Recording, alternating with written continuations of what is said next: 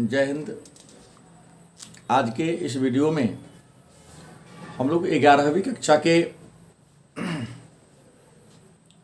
100 अंक हिंदी के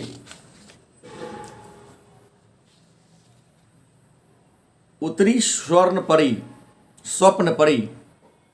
उत्तरी स्वप्नपरी हरिक्रांति उत्तरी स्वप्नपरी हरिक्रांति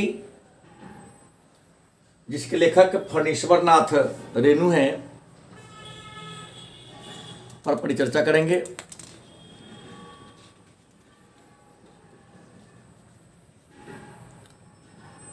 पाठ को प्रारंभ करने से पहले हम लोग उत्तरी स्वप्नपरी हरिक्रांति के लेखक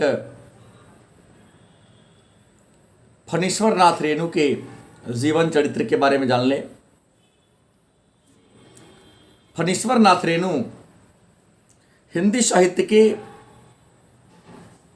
आंचलिक काव्यधारा के एक महान कवि थे। फणीश्वर नाथ रेणु की आंचलिकता की पहचान, इनकी लेखन शैली की पहचान भारतीय नहीं विश्व के अन्य देशों में ही प्रचलित है। यह अद्वितीय श्रेणी के एक महान साहित्यकार थे। फणीश्वर नाथ रेणु का जन्म 4 मार्च 1921 ईस्वी को बिहार राज्य के औराही हिंगना गांव के पूर्णिया जिला में हुआ था। हालांकि औराही हिंगना वर्तमान समय में बिहार राज्य के अररिया जिला में पड़ता है। इनकी मृत्यु 1977 ईस्वी में हो गई। फणीश्वर नाथ रेणु के पिता का नाम शीलानाथ मंडल था। रेणु की प्रारंभिक शिक्षा दीक्षा गढ़वनैली अररिया फारबिसगंज विद्यालय में हुई थी।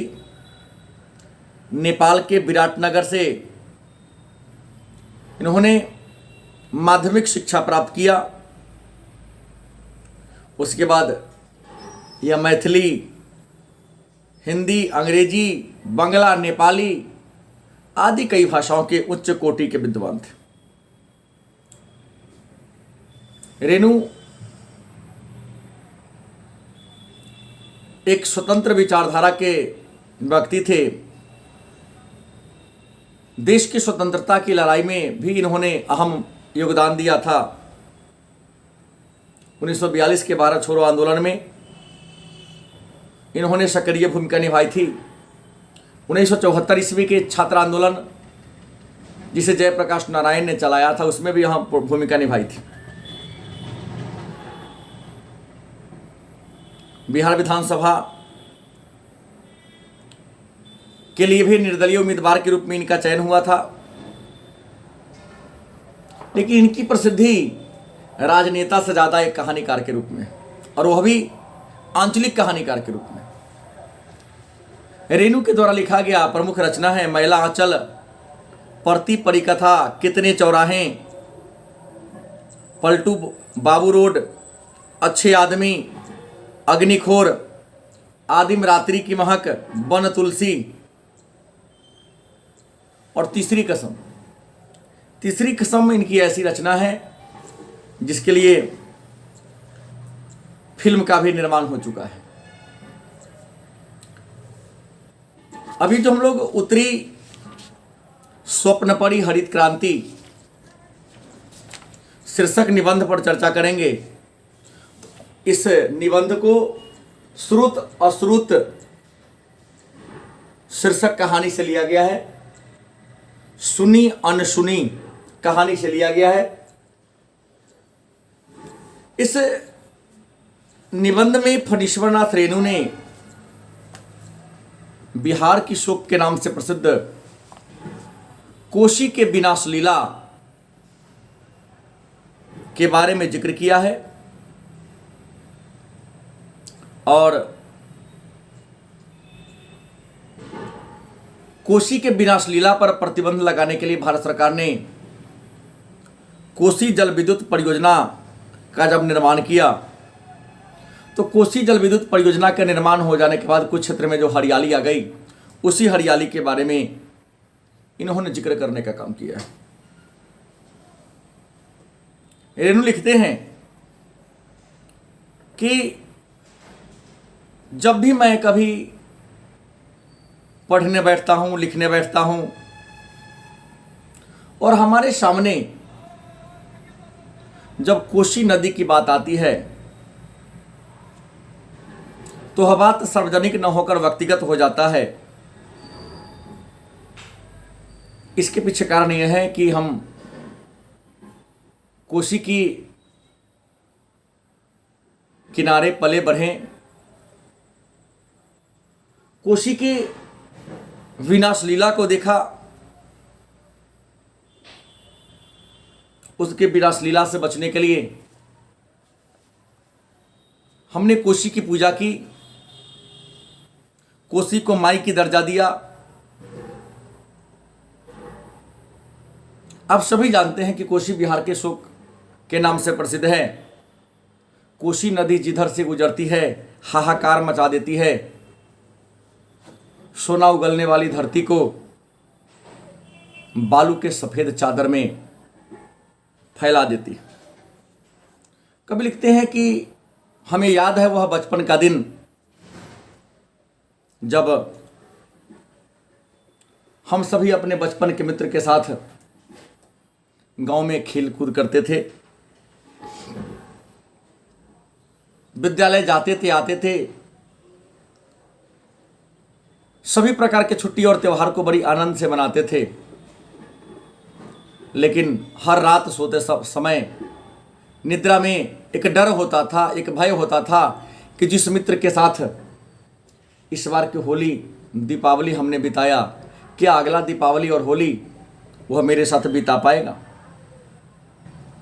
कारण था कि कोसी हर बार प्रलयकारी बाढ़ लेकर आती थी और कोसी के प्रलयकारी बाढ़ के कारण बहुत सारे लोग अपने जान को जहां गंवाते थे, वहीं जो किसी कारण से बच गए तो कोसी के प्रलय लीला के कारण कई लोग मलेरिया जैसे घातक बीमारी का शिकार हो जाया करते थे। और मलेरिया बीमारी इतना घातक था, उस समय उसकी टीका कोई नहीं बन पाई थी। लोग देखते ही देखते जैसे ही बीमारी पकड़ लिया, 1.5 घंटा के अंदर में उसकी मृत्यु हो जाती थी। कभी लिखते हैं कि लोगों का कहना है कि धरती पर ईश्वर के द्वारा बनाया गया सबसे जो श्रेष्ठ प्राणी है वह मानव है। लेकिन आखिर मानव फिर भी कोसी के सामने मुख्य दर्शक क्यों है? सरकार कोसी से हो रही विनाश, मानव सभ्यता को क्षति को देखते हुए कोसी पर बैराज बनाने की बात किया। हिमालय से निकलने वाली जो कोसी नदी थी, विभिन्न प्रकार के पर्वतों के बीचों बीच बांध बनाकर कोसी के पानी को कंट्रोल करके कोसी के बाढ़ से, विभीषिका से जो भूमि बंजर हो रही थी, जो घर टूट रहे थे, उसको हरियाली बनाने का प्रयास कर रही थी। कभी कहते हैं कि हमारे सामने जब ये बात आई तो कोसी का निर्माण करने वाले जो इंजीनियर साहब आए थे, इन इंजीनियर साहब से हमारी मुलाकात हुई। हमने कोसी बराज के उनका जो रूपरेखा था, रूप सज्जा था, उस पर भी विचार चर्चा किया। इंजीनियर अपने साथ बोट पर बैठाकर कोसी पर कहाँ कहाँ किस तरह से बांध बनना था, उसके पानी को कैसे कंट्रोल करना था, ये बात हमको दिखाया।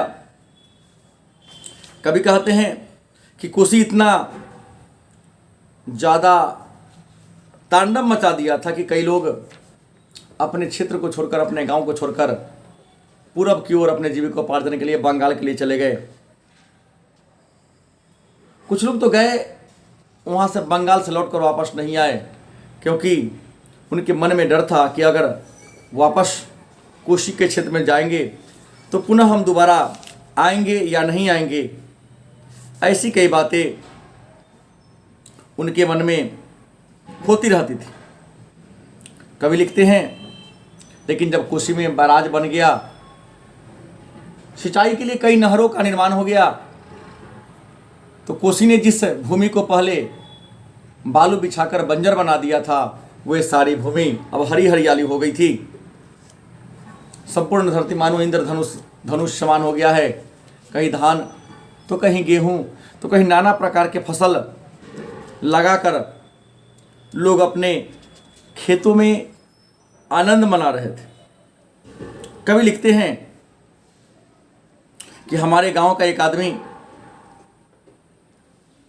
जो कोसी के भय से, कोसी के डर से अपने गांव को छोड़कर बंगाल जाके बस गया था। नाम था उनका सुदामा। बंगाल पिछले 6 वर्ष पहले गया, लौट के आया नहीं, और एक बार 6 वर्षों के बाद पुनः अपने गांव की ओर आता है। यह सोचकर आया कि अब जाएंगे अपने गांव तो अपना जो 1.5 बीघा ज़मीन है उसको बेचकर पुनः बंगाल आके आराम से यहीं पर रह जाएंगे। लेकिन सुदामा जब बंगाल से अपने गांव आता है, मन में ठान के आता है कि अपने खेत को बेचकर पुनः बंगाल लौट जाएंगे।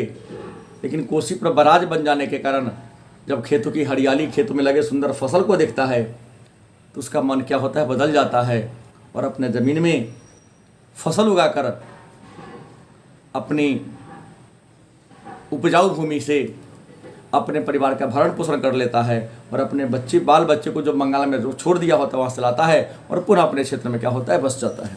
इसलिए कवि ने उत्तरी स्वप्न परी, मतलब बैराज बन जाने के कारण स्वप्न परी के रूप में कोसी उतरी और क्षेत्र को क्या कर दिया, हरा भरा बना दिया, और लोगों के जीवन में क्या ला दी, खुशहाली ला दिया। धन्यवाद।